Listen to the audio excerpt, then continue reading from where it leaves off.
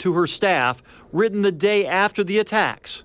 I've had a chance to think about a situation from yesterday and get some more information, and I'm not okay with the vicious tickets written by David. I don't remember the woman's name offhand, but please find them and make them go away. Have you ever told your staff, once a ticket was written, to make it go away? I think make it go away is probably not the right term, but to, either do a warning or handle it in some other way has at times been appropriate. Well, here's a memo that you wrote the day after the incident telling your staff, find the tickets and make them go away. Remember writing that?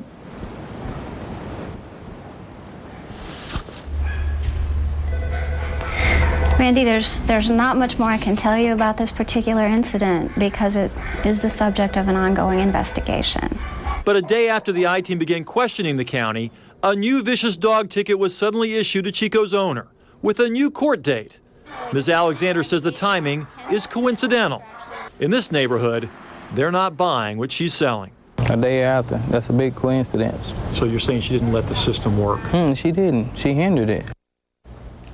Well, tomorrow night at 6, we go undercover to the shelter. We wanted to find out what sort of screening takes place for someone interested in adopting an aggressive pit bull there. That's tomorrow night. But tonight, if you want, you can go online and blog with me. I'll be online tonight. Log on to myfoxatlanta.com and I'll be happy to chat with you about this project. Interested to hear more about that memo. Right. Thanks, Randy. Fox 5 News at 5. Watching out for you. A Fox 5 I-Team investigation.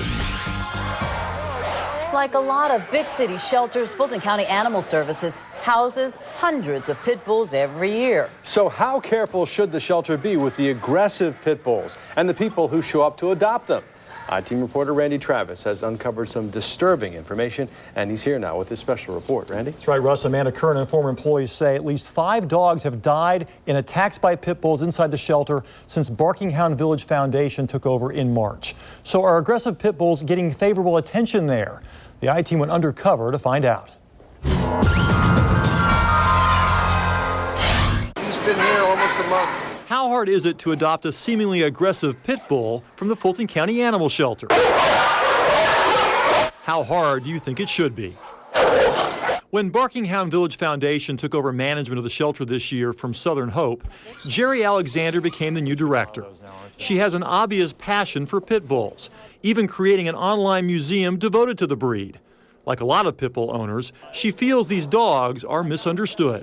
What many people who know and love pit bulls have come to believe is that so much of it is a result of socialization and nurturing and, based on the owner and how a dog's treated. So, you can totally shape a dog's temperament by how it's treated early in life. But both current and former employees tell the I-Team she's changed the way animals are treated here for the worse by not euthanizing potentially dangerous dogs. Well, there was 14 pens back there, and almost every pen had an aggressive pit bull in it. You can't keep an aggressive pit there and try to change him within 2 or 3 months. You have other dogs there that you need to worry about their safety. Julia Springer and Miles Swain are 2 former shelter employees fired by Ms. Alexander because she says they failed to do their jobs, a charge both deny.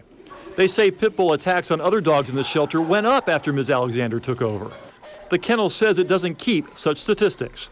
Ms. Alexander denies favoring one breed over another and says all dogs are safe here.